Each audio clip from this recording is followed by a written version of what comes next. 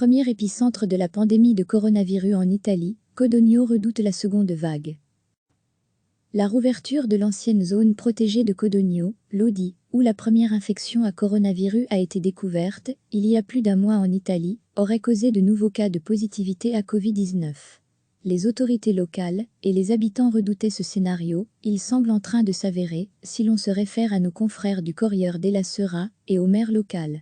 Après des semaines de déclin progressif des contagions, la tendance serait repartie à la hausse dans la province de Lodi.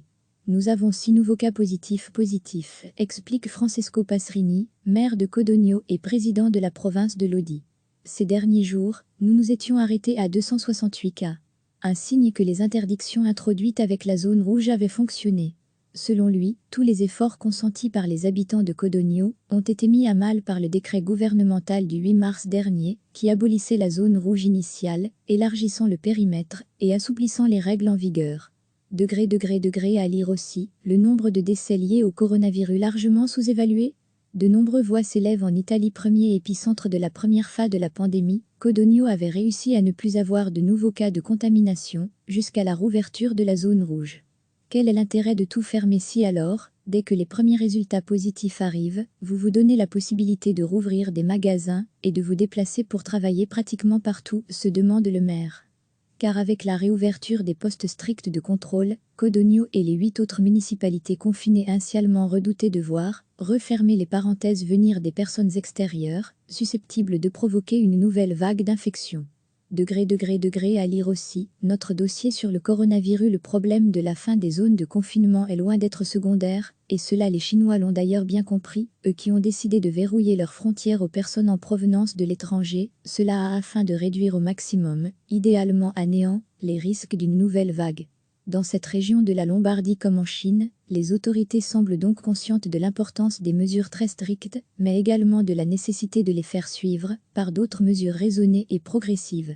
L'urgence n'est pas derrière nous. L'Italie, mise à genoux par le fléau du coronavirus, avait enregistré ces derniers jours une légère baisse dans le taux de croissance exponentielle, alimentant l'espoir prudent d'un réel ralentissement de la pandémie. Mais des données récentes tendent à prouver que le SARS-CoV-2 pourrait revenir frapper dans les mêmes zones. Il n'y a pas d'effet d'immunité du troupeau, l'isolant protège contre la propagation du virus, mais c'est uniquement grâce au vaccin qu'il est possible de créer réellement une immunité diffuse. Malheureusement, nous sommes encore très loin de cette perspective, ajoute Francesco Pasrini, une position nuancée par Giulio Gallera, responsable de la santé au sein du gouvernement régional de Lombardie, Nord, la région italienne la plus touchée où se situent Lodi et Codogno. Ce n'est pas encore le moment de crier victoire, mais nous voyons une lumière au bout du tunnel. De son côté, le ministre de la Santé Roberto Speranza a averti que les journées actuelles étaient cruciales, demandant aux Italiens de ne surtout pas baisser la garde. Autre motif d'espoir, le patient italien N-1, Mattia, 39 ans, qui avait contaminé sa femme enceinte, un ami, ainsi que ses médecins, a finalement quitté l'hôpital cette semaine. Il avait aussi infecté du personnel sanitaire de l'hôpital de Codogno, ainsi que des patients et leur entourage. Pour accroître les chances du pays de sortir au plus vite de la pandémie, le gouvernement ne cesse d'étendre par décret les mesures de confinement, mettant notamment à l'arrêt toutes les industries de production non essentielles et interdisant désormais aux Italiens de sortir de leur commune, sauf en cas d'urgence absolue ou pour raison de santé. Les forces de l'ordre, omniprésentes, ont aussi intensifié les contrôles. L'objectif est de limiter au maximum la circulation des personnes. La grande majorité des Italiens semble à présent accepter et respecter les mesures restrictives, comme le montrent les rues désertes partout en Italie. Selon un sondage publié par le quotidien La Repubblica, 94% des personnes interrogées jugent positives, voire très positives, les mesures adoptées par l'exécutif italien. En outre, pour 46% d'entre elles, l'Italie fait mieux que les autres pays européens face à cette crise historique. Une opinion renforcée par le témoignage du patient 1, il est possible de guérir de cette maladie, mais il faut rester à la maison, la prévention est essentielle. J'ai eu de la chance, j'ai été soigné, mais maintenant cela pourrait ne plus être possible, a-t-il témoigné sur Facebook. Recevez chaque matin l'essentiel de l'actualité. La rouverture de l'ancienne zone protégée de Codogno, Lodi, où la première infection à coronavirus a été découverte, il y a plus d'un mois en Italie, aurait causé de nouveaux cas de positivité à Covid-19. Les autorités locales et les habitants redoutaient ce scénario, il semble en train de s'avérer, si l'on se réfère à nos confrères du Corriere della Sera et au maire local. Après des semaines de déclin progressif des contagions, la tendance serait repartie à la hausse dans la province de Lodi. Nous avons 6 nouveaux cas positifs, explique Francesco Pasrini, maire de Codogno et président de la province de Lodi. Ces derniers jours, nous nous étions arrêtés à 268 cas.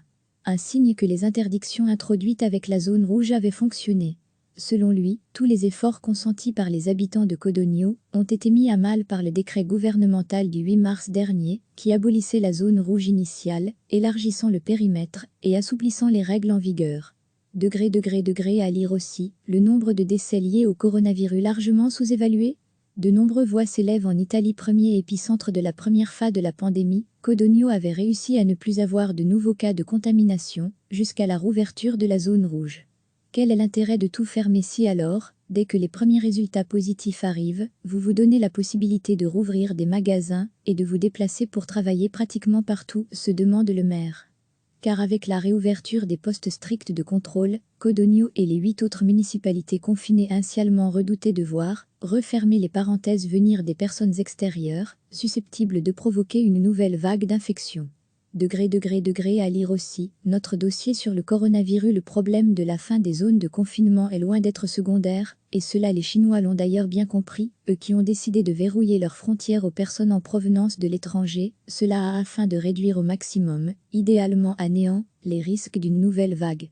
Dans cette région de la Lombardie comme en Chine, les autorités semblent donc conscientes de l'importance des mesures très strictes, mais également de la nécessité de les faire suivre par d'autres mesures raisonnées et progressives. L'urgence n'est pas derrière nous. L'Italie, mise à genoux par le fléau du coronavirus, avait enregistré ces derniers jours une légère baisse dans le taux de croissance exponentielle, alimentant l'espoir prudent d'un réel ralentissement de la pandémie. Mais des données récentes tendent à prouver que le SARS-CoV-2 pourrait revenir frapper dans les mêmes zones. Il n'y a pas d'effet d'immunité du troupeau, l'isolant protège contre la propagation du virus, mais c'est uniquement grâce au vaccin qu'il est possible de créer réellement une immunité diffuse. Malheureusement, nous sommes encore très loin de cette perspective, ajoute Francesco Pasrini. Une position nuancée par Giulio Gallera, responsable de la santé au sein du gouvernement régional de Lombardie, Nord, la région italienne la plus touchée où se situent Lodi et Codogno. Ce n'est pas encore le moment de crier victoire, mais nous voyons une lumière au bout du tunnel. De son côté, le ministre de la Santé Roberto Speranza a averti que les journées actuelles étaient cruciales, demandant aux Italiens de ne surtout pas baisser la garde.